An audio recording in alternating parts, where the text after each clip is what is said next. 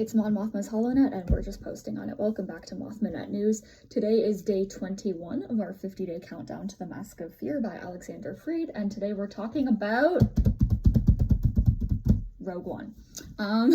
You knew it was coming. Everyone knew it was coming at some point. And so this one's going to be a little bit different because I'm going to be referencing the film, the novel, the graphic novel, the junior novel. I'm hoping it doesn't take too long. I have a partial script to kind of like go off of, but not a full thing. So the film Rogue One, in case you didn't know, is very popular in the Star Wars fandom, as it should be. On the Mon Mothma front, it brought back Genevieve O'Reilly to portray Mon, and it is the reason that we have Andor, because this is the movie that introduced, well, Cassian Andor. So we should be eternally grateful to Rogue One. Yeah, so while that remains true, it does fall into the, what I call the Return of the Jedi trap with Mon Mothma, in that she is never introduced and her name is never said in the film. It's just kind of on various levels implied that everyone knows who she is, which iconic, but not necessarily helpful for the viewer. And so, of course, this is handled slightly differently across the film, the novel, the graphic novel, and the junior novel. So in the film, Jyn isn't even like, "Who are you?" She's just sat there. She's like, what's going on here? Right? And Mon does not introduce herself. No one introduces Mon, right? And it could be, oh, well, there was no organic way to just start introducing people. There are organic ways. Find one. Because she's able to introduce Cassian. Mon, you need to find an organic way to introduce yourself. In the novel, which is also written by Alexander Freed, Jyn does ask who she is, and Draven kind of snaps and he's like, "You know who she is, right?" And Mon's like, "Okay, calm down, girl. Calm down, okay?" She introduces herself, and then Jyn says, "You have a bounty on your head," right? Like, there's a bounty on your head. And so it's very similar in the graphic novel, except Mon just unprompted is like, "My name is Mon Mothma. I sat on the Council of Alliance High Command. I approved your extraction from Wulbani."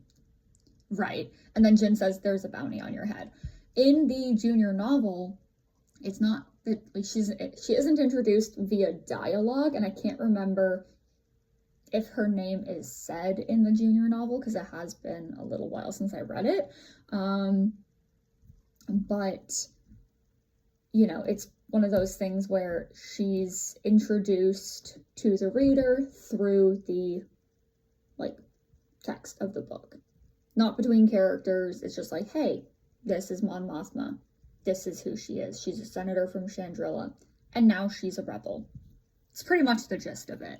And in a lot of ways, I do prefer, like, it's way easier for me to reread Alexander Freed's novel than is the junior novel, because, like, while I enjoy the junior novel, it is one of those things where it's just like, I have an adult version of this, and, you know, I'm not 12 years old, and it doesn't capture me the same way that the, like, regular novel by Alexander Freed does.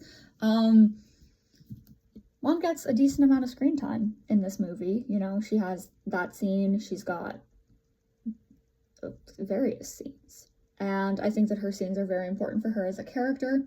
When they return to Yavin and they're having the meeting with the council, and, you know, Mon has to be like, "Hey, there's really nothing I can do about this.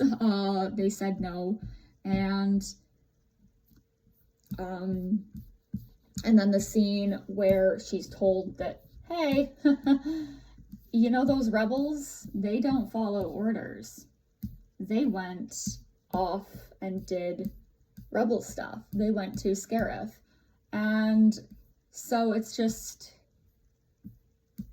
really interesting, I think, that we have these scenes, and then we have that last scene with, like, her and Bale as well, which is the last time that they ever see each other.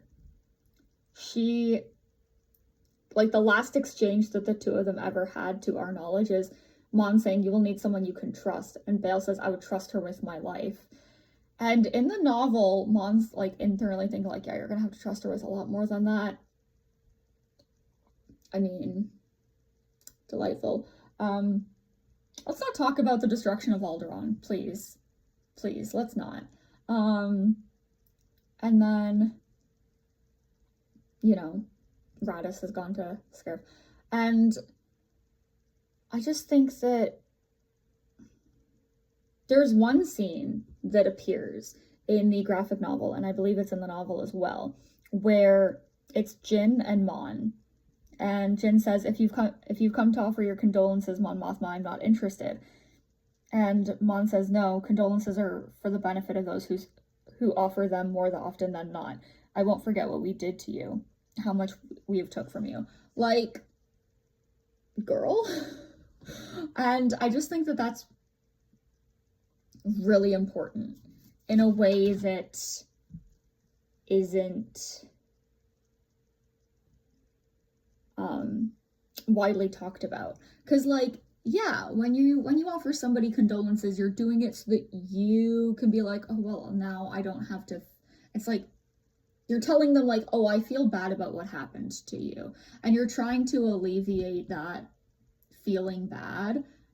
But what good does it really do? It doesn't solve the problem. It doesn't bring a person back. It doesn't undo what has been done. And, you know, I think that to a lot of people that might have been like a little bit like, oh, well, that's weird. But I think for Jin and Mon, it makes sense. Because they've both dealt with things that they have probably received condolences for, and they're just like, what do I do with this? Do you ever have somebody be like, oh, I'm like, you know, offering sympathy, and you're just sat there like, what do I do with this? Like, thank you, right?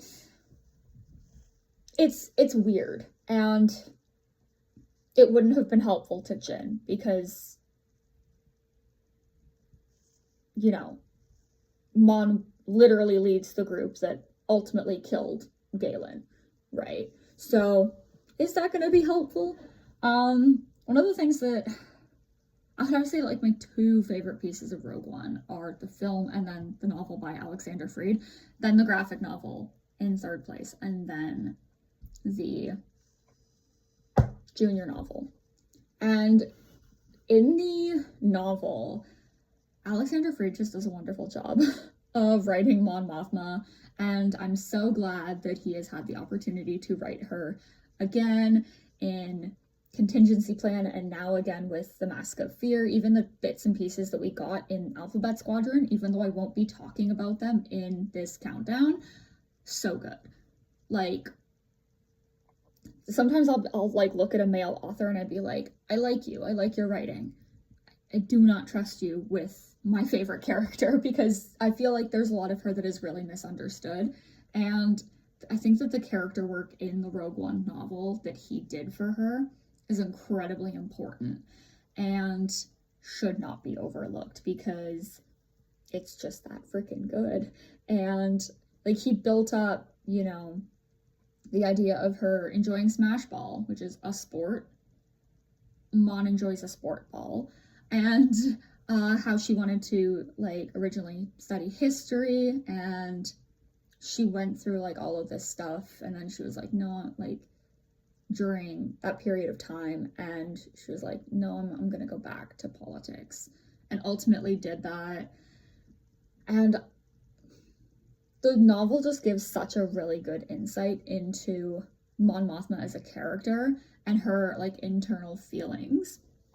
And, like, at one point she likens Yavin 4 to a prison, which is pretty freaking bleak, but I get it, because she can't really go off-world without being in incredible danger and possibly, like, getting killed or getting captured, right? So for her safety, she is, like, she left the prison of Coruscant to basically step into another prison. And I wish that it wasn't like that for her, right? And so, again, like, I think that a big thing about Andor season 2 is that we are going to get, like, so much more about her, and in the Mask of Fear we get more build up from what happened. I'm sorry, I scratched myself and I thought I was bleeding. We're gonna get so much more that just fills in the pieces of who Mon Mothma is outside of just being the senator that stands up for the people in the Senate. And, you know, and I think that it's really important to learn more about characters like this because, you know, I don't really want her to be forgotten. And the way that she has just given up literally everything to be as, how do I put this, as helpful to others as possible. She is very selfless, and that shows all the time. And I do have to point out, like, one other really funny thing. So the Rogue One novel did make me ship Mon and Draven, because that one scene where the rebel private is, like, running and he's like, Senator, Senator. In the movie, it's Merrick that stops him and he's like, stop right there, private. And in the book, it's so funny. Because I have it.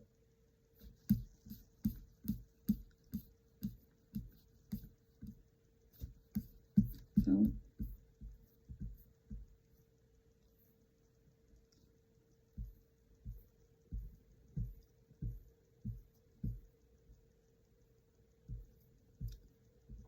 Okay.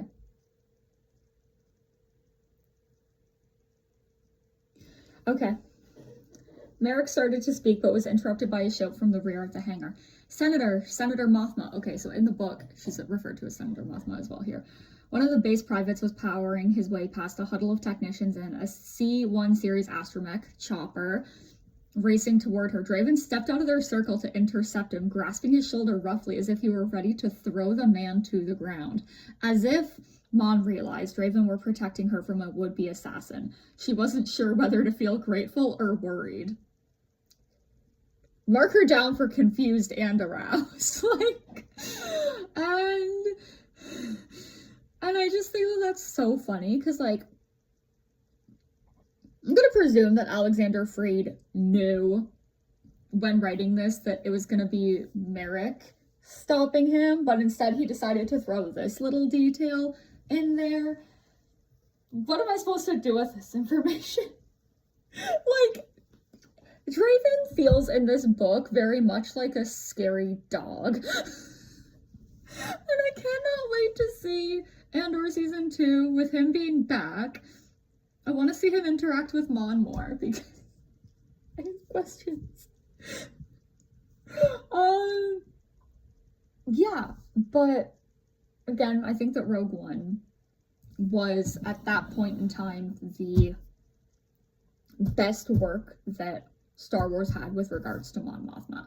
And of course, we have only one further since then, because we're getting the Mask of Fear in like a month, and we're getting Andor season 2, and we've had Andor season 1. So Mothma fans, stay winning.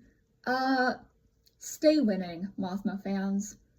I'll see you here for day 22 of the Mask of Fear, and we will be talking about Contingency Plan from the first From a Certain Point of View anthology. Short story written by, you guessed it, Alexander Freed, because he's the GOAT. He is one of the Mon Mothma goats. And yeah, we stay winning. Stay winning, Mothma stans. We've got this.